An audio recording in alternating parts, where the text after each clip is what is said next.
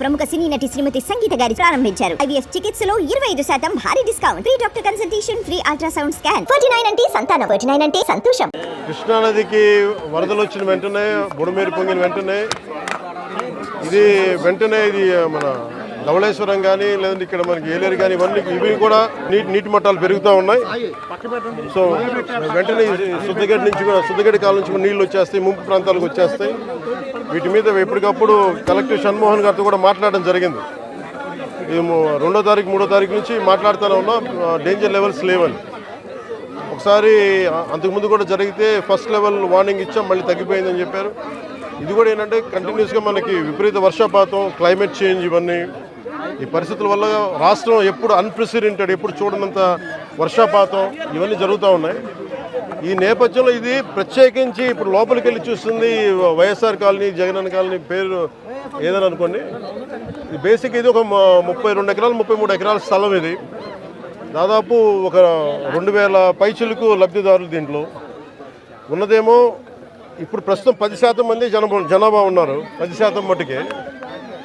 లోపలికి వెళ్ళి చూస్తే అసలు బేసిక్గా లోపల మనకి ఈ డ్రైనేజ్ కానీ రోడ్లు కానీ ఏమీ లేవు. కనీసం వాళ్ళు అడిగేది అంటే కనీసం ఇప్పుడు దీనికి కనీసం బ్రిడ్జ్ చేయమని అడుగుతూ ఉన్నారు. చిన్నపిల్లలు ఇరుక్కుపోయారు అది ఇది అని. తక్కువ ధరలకు ఉన్నది అధిక ధరలకు ఉన్నది చెప్పంటారు. ఇక్కడ తక్కువ ధరకు ఉన్న దానికంటే అదే ఆ విషయంగా వస్తున్నాం. నా నోట్లో మాటలు మీరే చెప్తారు.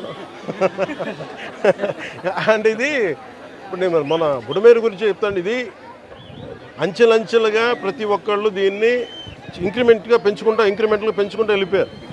ఉదాహరణకి ఒకరితో మాట్లాడుతుంటే, వాస్తువులతో మాట్లాడుతూ ఉంటే ఇది 2 లారీలు వెళ్ళేంత దారి ఉంది.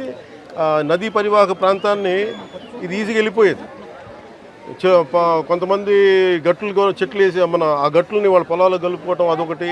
ఇది చాలా ఇంక్రిమెంట్లు జరిగింది. కానీ ఇది మట్టుకు ప్రత్యేకించి ఈ జగనన్న కాలనీ మట్టుకు గత ప్రభుత్వం చేసిన తప్పులు. ఇది ఆల్రెడీ 4 అడుగులు లోతట్టు ప్రాంతం. ఇది చిన్నపాటి వర్షం వస్తే మునిగిపోయే ప్రాంతాలు ఇవి.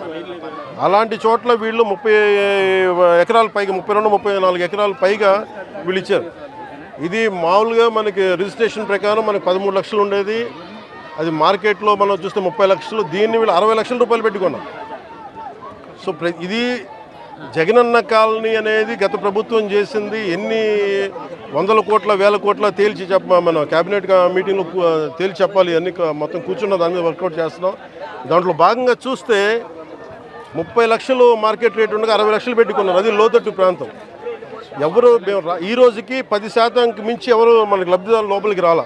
దాన్ని బట్టి మీకు అర్థం చేసుకోవచ్చు.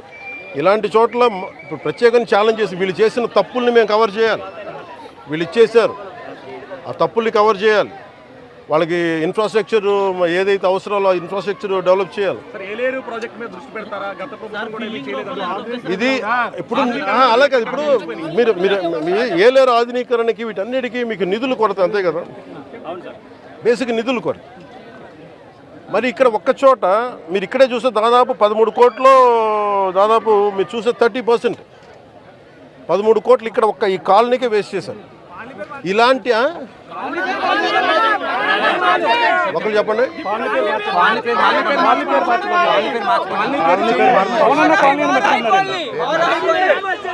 ఇది కాలనీ పేరు మార్చుకోవడం అంటే మీరు అందరూ కోరుకొని అలాగే మీరందరూ కోరుకొని ఒక నిమిషం కాలనీల పేర్లు ఎందుకు నాయకుల పేర్లు ఉండకూడదు చెప్తారు. వాళ్ళ జేబులో డబ్బులు కాదు. అందుకని మనం చేయాల్సింది ఏంటంటే నేల కోసం పనిచేసిన నాయకుల పేర్లు పెడితే మంచిది. అదే మన జాతీయ నాయకులు చాలా మంది ఉన్నారు, రాష్ట్ర స్థాయి నాయకులు ఉన్నారు, పిఠాపురం మహారాజు గారు ఉన్నారు. అలాంటి గొప్ప మహానుభావుల పేర్లు పెడితే మంచిది. మేము నిజంగా అలాంటివి కోరుకుంటాం.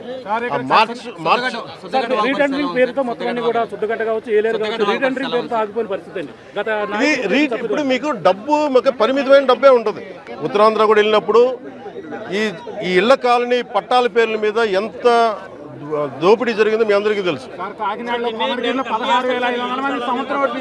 అదే అన్నాను, మడ అడవులు ఇచ్చారు, మడ అడవులు, ఆవు భూములు, వీటన్నిటి మీద ఒక లెక్క నీకు తేల్చాల్సి ఉంది. ఇప్పుడు క్లాసిక్గా ఇది మీరు చూస్తే మీకు అర్థమవుతా ఉంది డబ్బు ఎలా దుర్వినియోగం జరిగింది. ఈ డబ్బు దుర్వినియోగం ఆపగలిగితే ఈ ఆధునీకరణ పనులన్నీ జరుగుతాయి.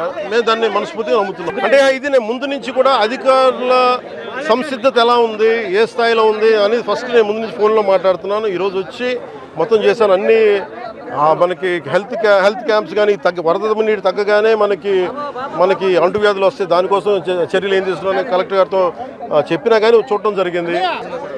ఖచ్చితంగా ఇలాంటి వాటికి ఇది రిపీటెడ్గా అయిపోయింది. లాస్ట్ 2-3 దశాబ్దాలకు ఇదే నడుస్తూ ఉంది. జనాభా పెరిగిపోయే కొద్దీ మనకి నష్ట తీవ్రత తెలుస్తూ ఉంటుంది. మనకి వ్యవసాయ భూమి వినియోగంలోకి వచ్చే కొద్దీ నష్టం తెలుస్తూ ఉంటుంది. దీని మీద ఇది ఒక్క పిఠాపురంకి సంబంధించి ఎక్కడెక్కడ ఇలాంటి పరిస్థితులు ఉన్నాయి వీటన్నిటి మీద సమగ్రంగా ఒక కమిటీ చేయాలి. మన ముఖ్యమంత్రి గారితో కూడా మాట్లాడుతున్నప్పుడు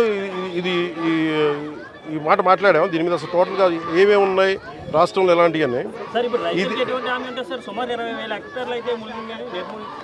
ఇది మొత్తం వరదలు తగ్గిన తర్వాత దీని మీద ఒక వెళ్ళి క్షేత్రస్థాయిలో పర్యటనలు జరిపి దాని మీద ఒక సమగ్రమైన నివేదిక అని చెప్పి అధికారులని ఆల్రెడీ ఇన్స్ట్రక్ట్ చేశారు. ఇది ముఖ్యమంత్రి గారు ఇది వరద తగ్గుముఖం పట్టగానే దీన్ని ముందుకు తీసుకెళ్తాం. అంటే ఎంత ఇప్పుడు నష్టం కూర్చొని ఎంత అంచనా వేయలేము. అంటే మీరు చెప్తున్న ఒక లెక్క ఉంది, లేదా ఇంకొన్ని చోట్లేమో పత్తి కొంత పోయింది, మనకి వరి పోయింది, మన పత్తి దాదాపు 90 హెక్టార్లు పోయింది. మనకి దాదాపు 21 మండలాలు ఒక కాకినాడ జిల్లాలో 21 మండలాలు అనుకుంటా, దాదాపు 152 గ్రామాల్లో నష్టం జరిగింది. దాదాపు 8,206 మంది రైతులు నష్టపోయారు. సో వీటన్నిటిని చేస్తున్న ముందు అంటే మీకు యాక్షన్ కావాలా? యాక్షన్ ఫిల్మ్ అంటే ఇది మనం హైడ్రా అలాంటి తీసుకోవడానికి మేమేం నమ్ముతామంటే చాలా మనం సమాజంలో ఉన్న ఎవరైతే ఎన్క్రోచ్మెంట్ తెలిసి చేయొచ్చు తెలియక చేయొచ్చు అందరి భాగస్వాములతోటి మాట్లాడి కష్ట నష్టాలు ఏమున్నాయి ఇవన్నీ తెలియజేసిన తర్వాత వాళ్ళకి నోటీస్ ఇచ్చి వాళ్ళకి పునరావాసం చాలా వరకు చేసిన తర్వాత ముందుకెళ్ళాలనేది నా వ్యక్తిగత అభిప్రాయం. దీన్ని నేను సీఎం గారి దృష్టి కూడా తీసుకున్నాను. అలాగే అంటే మీకు ఈరోజు మీరు అన్నారు కదా మీరు ఏమేమి హ్యాండ్ చేస్తున్నాను, అలాగే అవసరమైన మెయిన్ వాళ్ళు అడుగుతున్నారు కనీసం గుంతలు పూడ్చమని అడుగుతున్నారు. దానికి సంబంధించిన శాండ్ బ్యాగ్స్ రెడీగా అందుబాటులో ఉన్నాయి. అలాగే మనకి చెట్లు పడిపోయిన వెంటనే ఎలాంటి ఏదైనా జరిగిన రంపాలు కానీ రోడ్లపైన పడిన చెట్లు తీసివేయడానికి దానికి సంసిద్ధంగా ఉన్నాం. అలాగే జేసీబీ లాంటి వాహనాలని సంసిద్ధంగా ఉంచాం. ముఖ్యంగా అవసరానికి మన ఫైర్ యాక్సిడెంట్స్ ఏమైనా ఉంటే దానికి సంబంధించి ఫైర్ యాక్సిడెంట్ వెహికల్స్, అలాగే 42 మంది గజయితగాళ్ళని రెడీగా చేసాం ఇన్ కేస్ ఏదైనా ఎమర్జెన్సీస్ ఉంటాయి. అలాగే primary health care, community health care వీటికి సంబంధించిన సంసిద్ధంగా చేసాం. అలాగే గవర్నమెంట్ జనరల్ హాస్పిటల్లో కూడా డాక్టర్స్ని 24/7 అందుబాటులో ఉంచమని వారికి ఇన్స్ట్రక్షన్స్ ఇవ్వడం జరిగింది. అలాగే ముఖ్యంగా గర్భిణీ స్త్రీలు కానీ బాలింతలు కానీ ఎవరున్నా కానీ వాళ్ళని సురక్షిత ప్రాంతాలు తరలించే బాధ్యత కలెక్టర్ గారు దాన్ని పర్యవేక్షిస్తూ ఉన్నారు. అమెరికా లాంటి దేశాల్లో కూడా మీకు కూర్చోబెట్టి మియామి లాంటి చోట, ఫ్లోరిడా లాంటి చోట తుఫాన్లు వస్తే మొత్తం ఒక లక్షలాది మంది, వేలాది మంది నిరాశలు అయిపోతారు. There advanced country. అలాంటిది మనకి నేను అడిగేది మేము ప్రభుత్వం తరపు నుంచి లేదంటే అధికారుల తరపు నుంచి సంసిద్ధంగా ఉన్నాం. అలాగే మేము కోరుకుంటుంది కూడా ప్రతి ఒక్కరు కూడా దీన్ని బాధ్యత తీసుకోవాలని, అలాగే వైసీపీ నాయకులకు కూడా విమర్శల కంటే కూడా మీరు వచ్చి ఆ రంగంలో దూకాలని నేను కోరుకుంటున్నాను. ఫైనల్ గా ఏలేరు జలాశయం అనేది ఇక్కడ చాలా ముఖ్యమైనది వరదాయిని మెట్టకి. అదే దుఃఖదాయనిగా మారుతుంది. దీని ఆధునీకరణకి నా కోరిక, నేను ఎమ్మెల్యే ఉన్న లోపు దాన్ని తీర్చేయాలని నేను మనస్ఫూర్తిగా కోరుకుంటున్నాను.